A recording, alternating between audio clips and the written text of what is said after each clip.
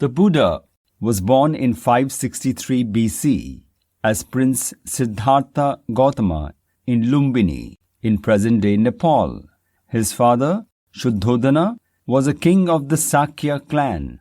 Though he was born a Kshatriya or warrior class, it was predicted at his birth that Prince Siddhartha would become a religious leader instead of taking his father's place on the throne.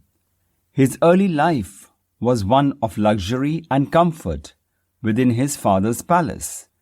To avoid this prophecy from becoming true, his father protected him from exposure to the outside world, including old age, sickness, and death.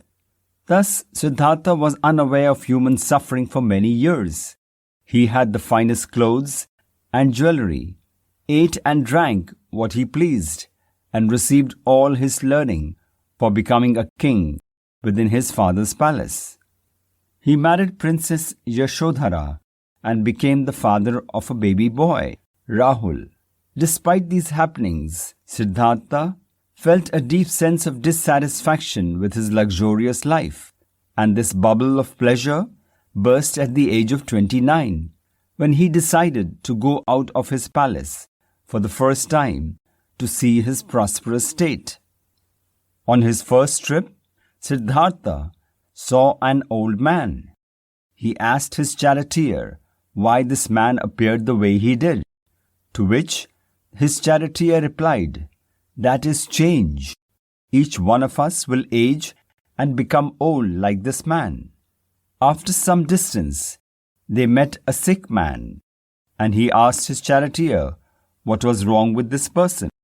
His charioteer replied that this is human life. Anyone can be affected by disease and fall sick. A little ahead, they saw a funeral procession pass by, and again Siddhartha curiously asked about it.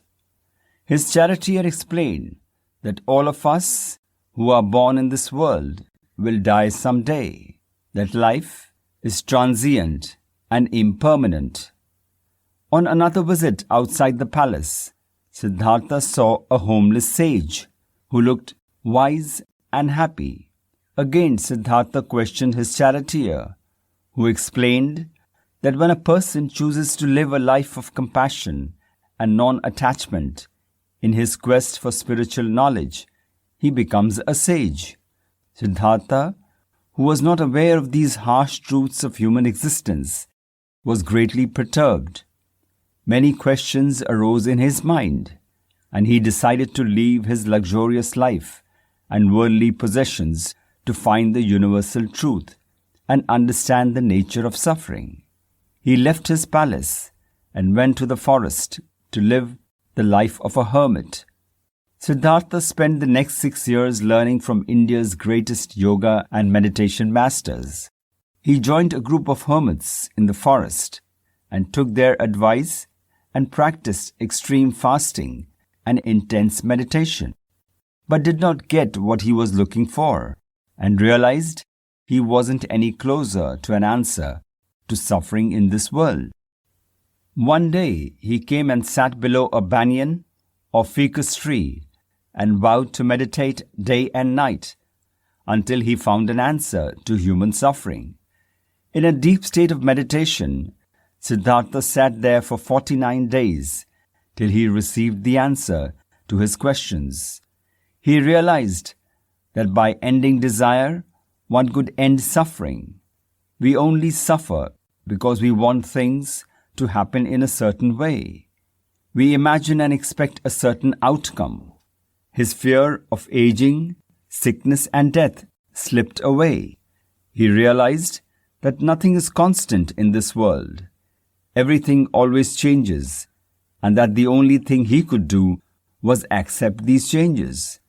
Freed from desire, he was filled with a sense of compassion and joy for everything on earth. Under that tree, now called the Bodhi Tree, Siddhartha achieved enlightenment or nirvana. He was now an awakened one, a Buddha, Gautama Buddha. Lumbini, where the Buddha was born, Bodh Gaya, where he attained enlightenment, and where Emperor Ashoka built the Mahabodhi temple. Sarnath, where he preached his first sermon after Enlightenment. And Emperor Ashoka built many monuments, including the Dhamik Stup. And Kushinagar, where he passed away, or where Buddhists believe he attained Parinirvana, meaning freedom from physical existence and suffering, are the 4 places of pilgrimage for millions of Buddhists from all over the world. These places tell the story of Gautama Buddha's life and the path he left behind for others to follow and achieve nirvana.